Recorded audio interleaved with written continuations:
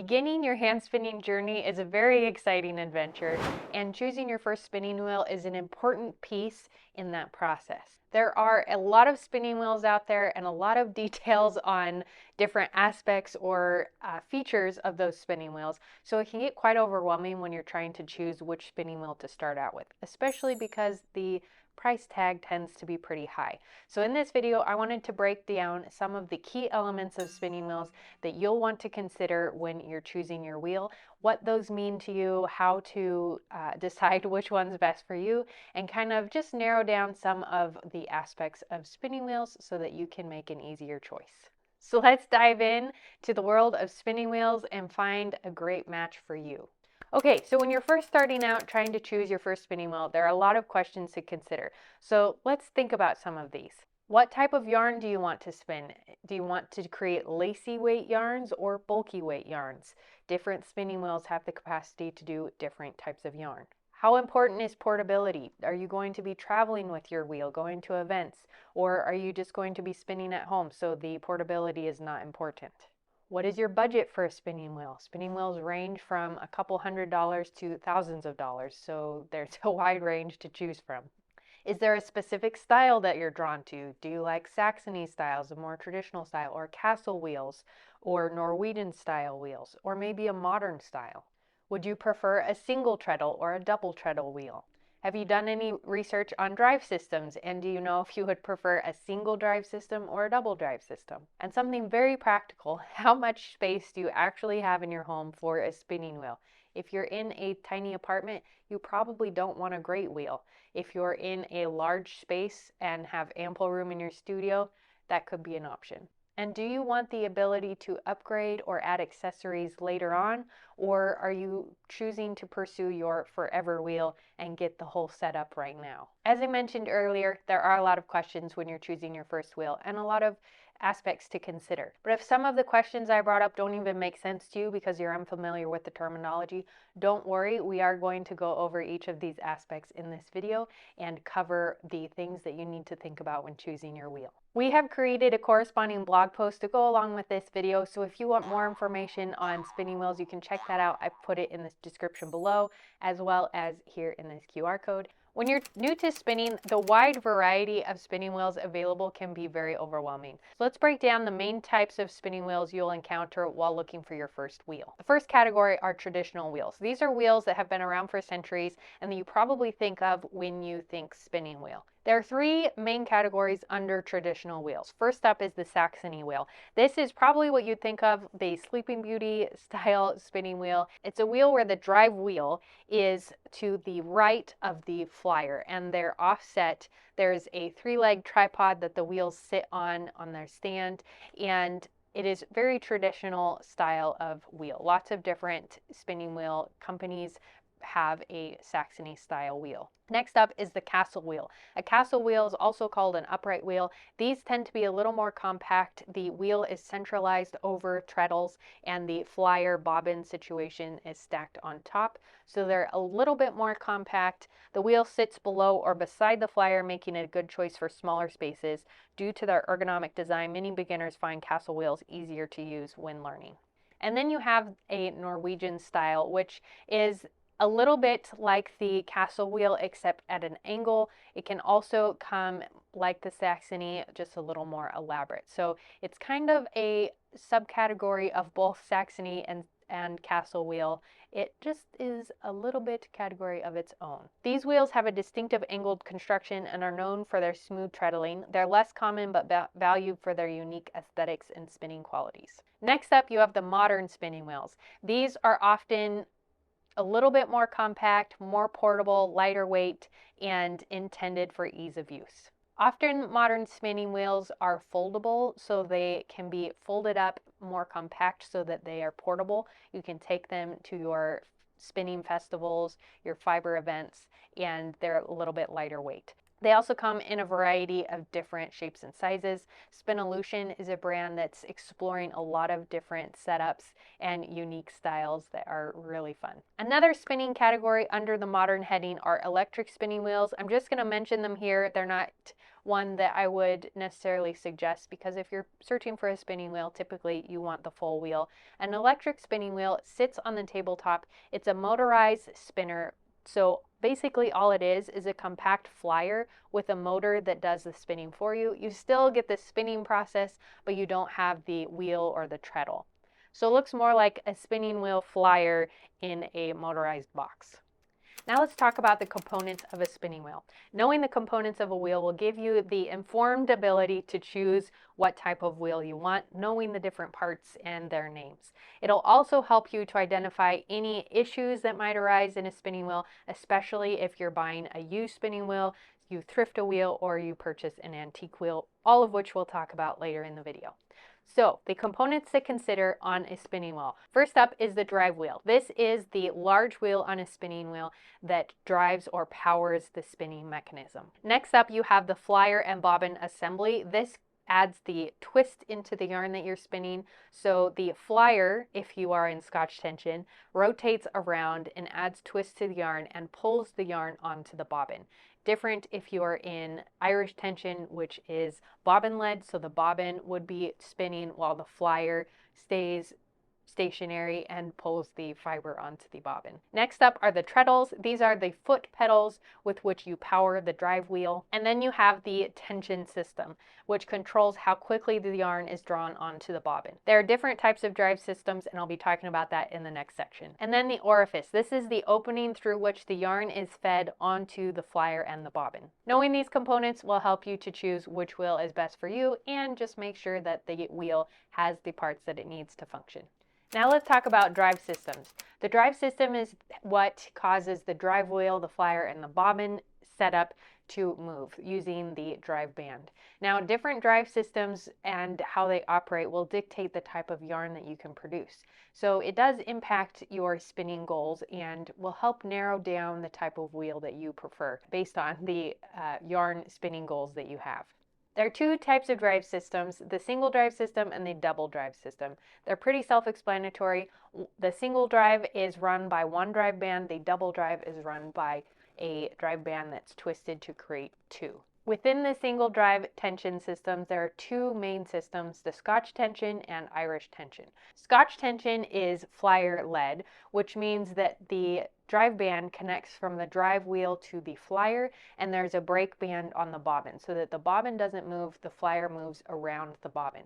And then there is Irish tension, and this is opposite of Scotch tension. So in Irish tension, you have a drive band that goes from the drive wheel to the bobbin, and there's a brake band on the flyer. So the bobbin is what rotates, the flyer is stationary with a brake band.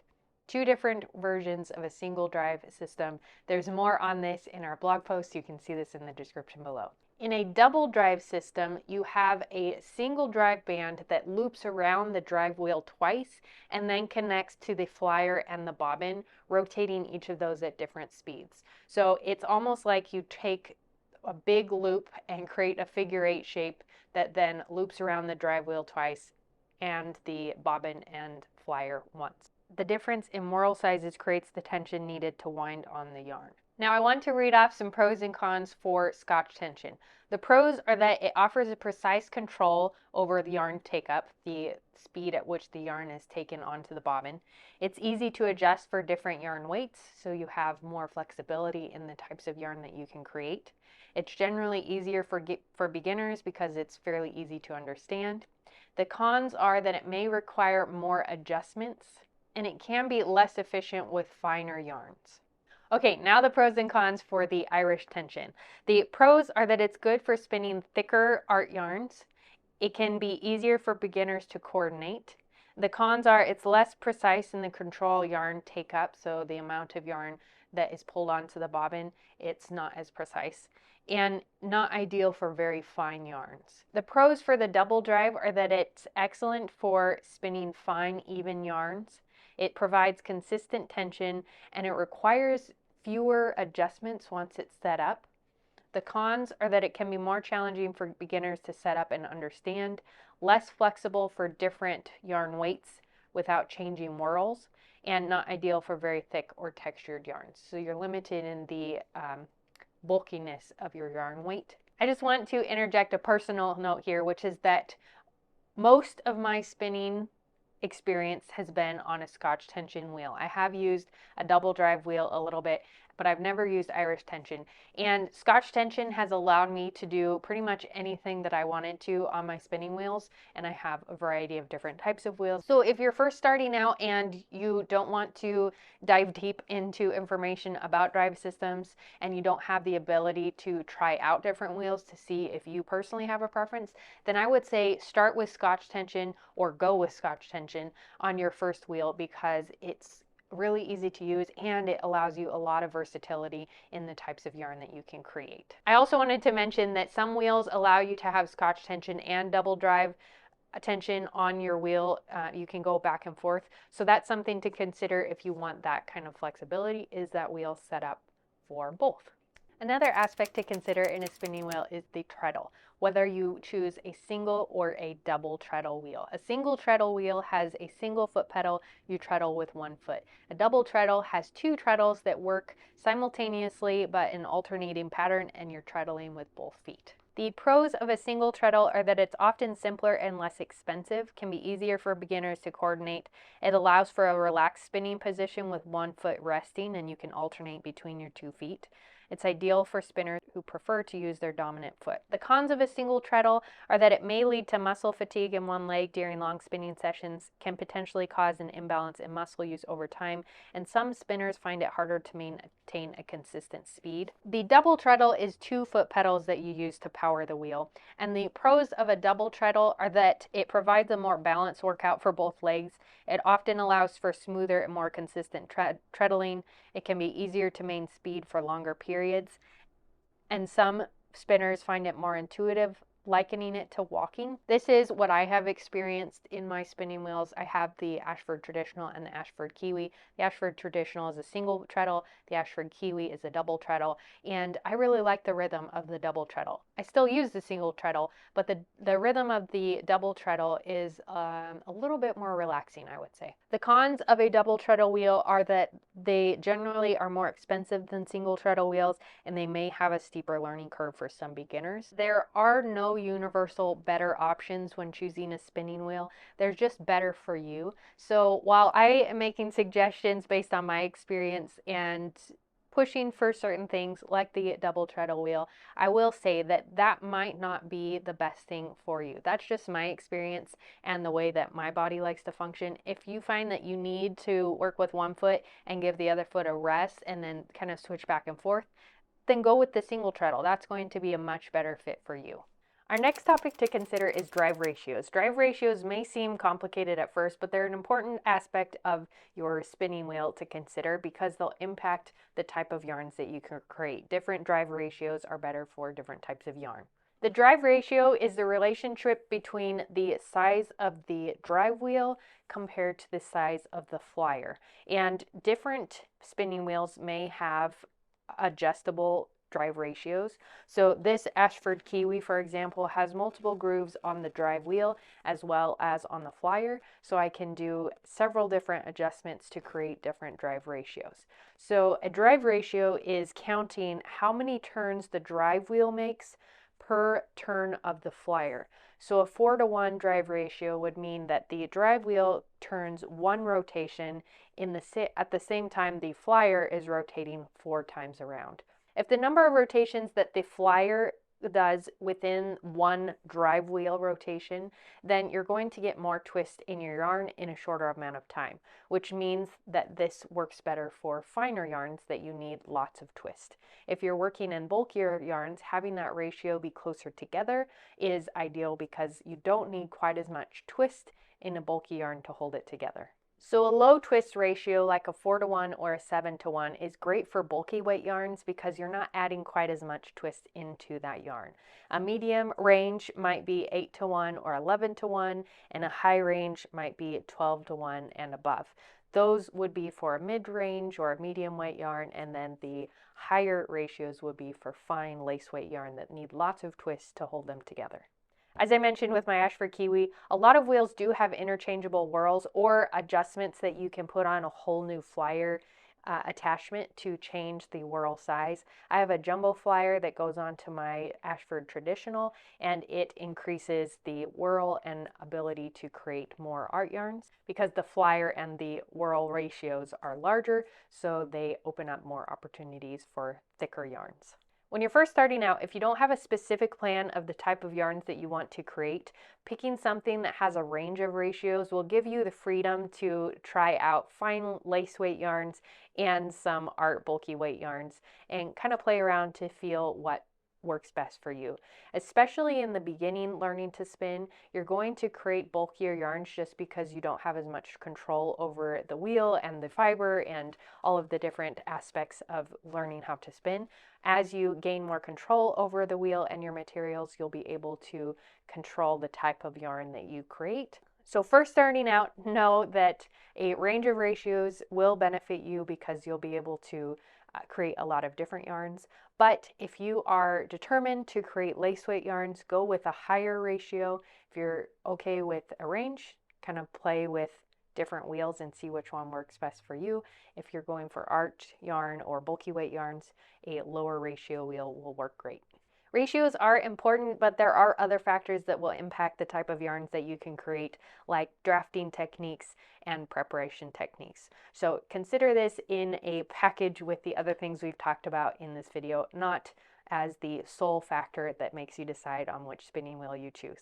Next up is portability and space considerations. Do you need your wheel to be portable and packable so that you can take it to events, or are you going to be working primarily in your home?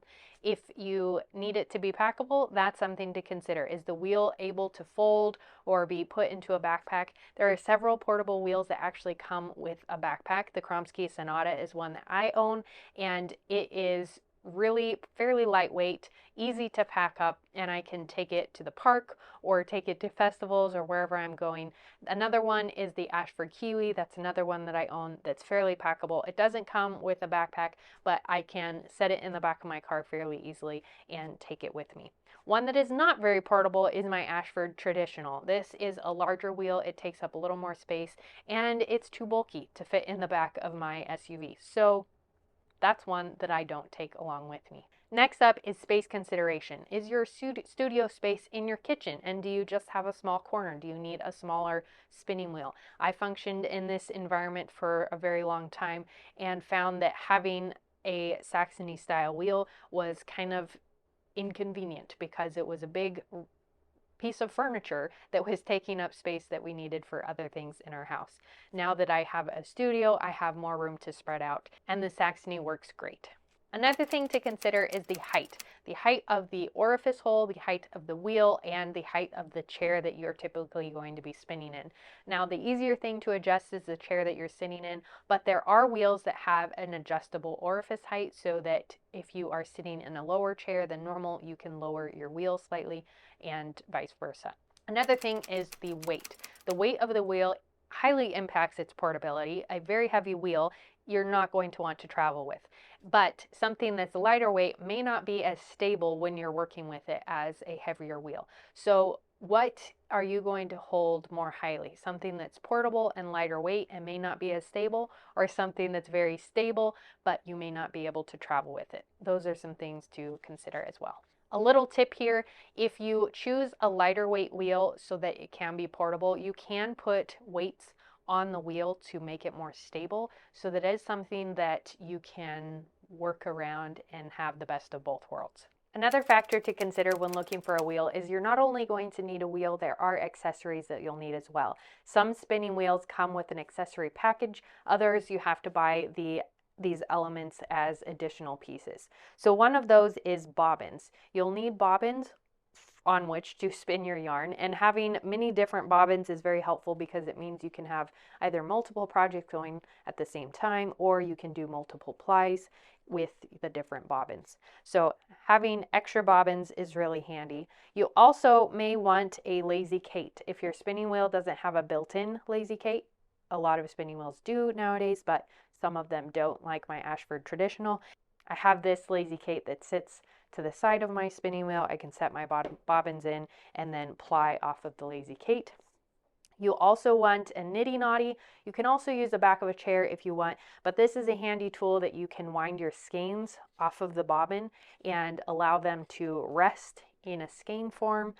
Then you can also do any dyeing or washing that you want to do before you wind it into a ball for knitting or weaving projects. A few other accessories to consider are spinning wheel oil. This is great for at-home tune-ups, just making sure that everything's nice and oiled and working well.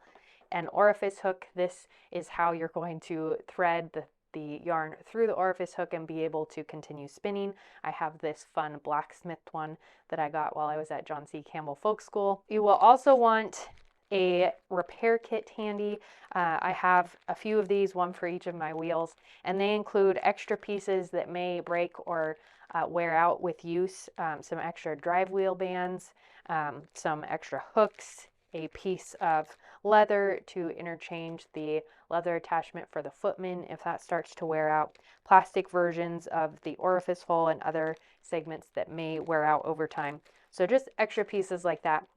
And then an additional item that you may want to consider, and this could be down the road or right away depending on your spinning ambitions, are flyers that add to your spinning wheel. So this is the original traditional Ashford flyer. I have the jumbo flyer on my wheel right now, but this just has one ratio set up. The jumbo flyer allows me to change the ratios, and I think it's 3 different settings that I can play around with.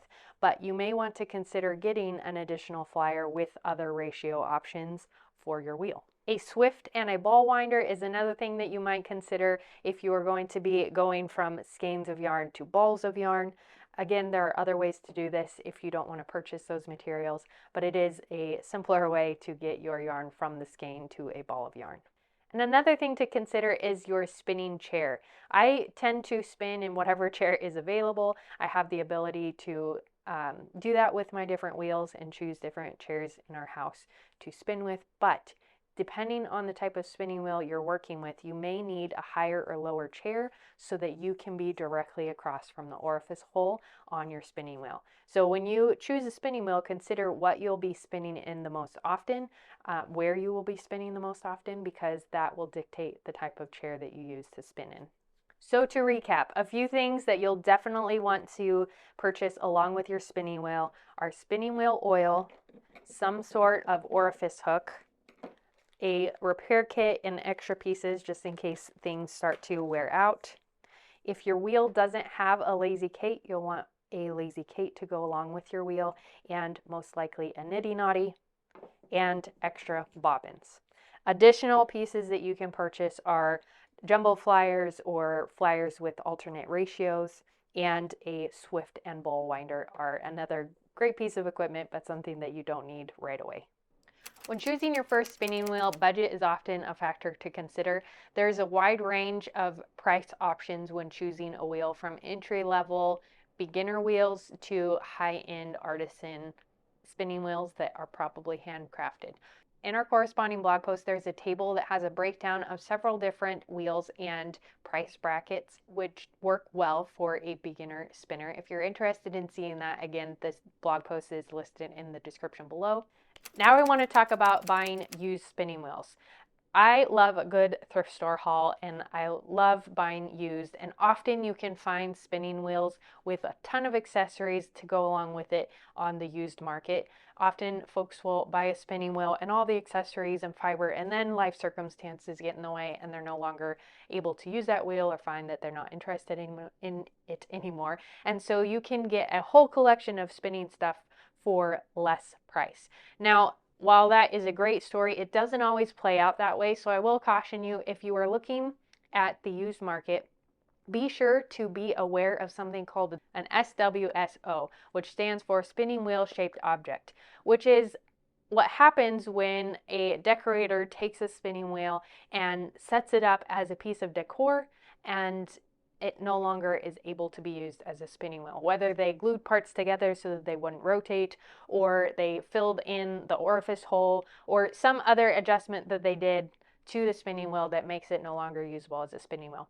I have a friend who came across a spinning wheel came into her possession through a series of events, and she sat down to give it a once over and just tune it up, and found that someone at some point had thought it was a good idea to glue the orifice hole closed. So it was no longer usable as a spinning wheel without a lot of hard work to try to get the glue out of the orifice hole and balance the parts.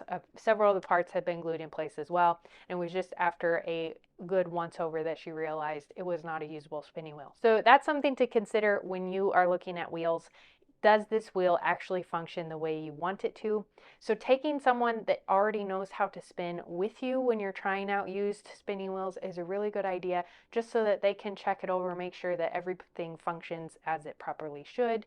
Also, this video gave you an overview of the different parts and pieces of a spinning wheel, so hopefully that will help you kind of know what things should look like when you're looking at a wheel.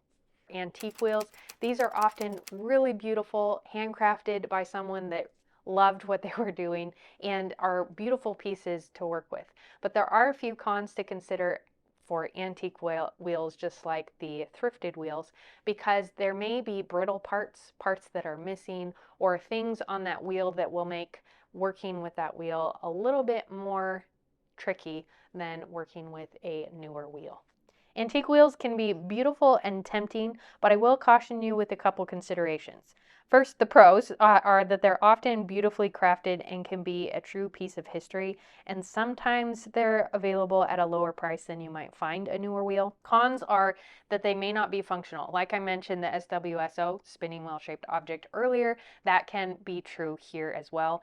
They often require extensive restoration or parts replacements. They might be limited in the types of yarn they can produce, and they can be frustrating for beginners due to the lack of modern features. Antique spinning wheels don't always function the same way as modern spinning wheels, or the wheels that we're used to seeing from spinning wheel companies, and the function and feature and aspects of modern wheels may not apply the same way. So it could be a little bit trickier to get your antique wheel set up and get you going spinning. If you come across an antique wheel and you just can't live without it, I'm not going to say don't do it, but I will caution and say that my first spinning wheel was a thrifted wheel and I've loved it, but I have come across antique wheels and I definitely wouldn't choose that as a first time spinning wheel, just because of the complexity of learning how to set it up and being sure that it's actually usable, that you're not going to totally ruin it. If you start using the treadle, pieces won't break on you haphazardly. So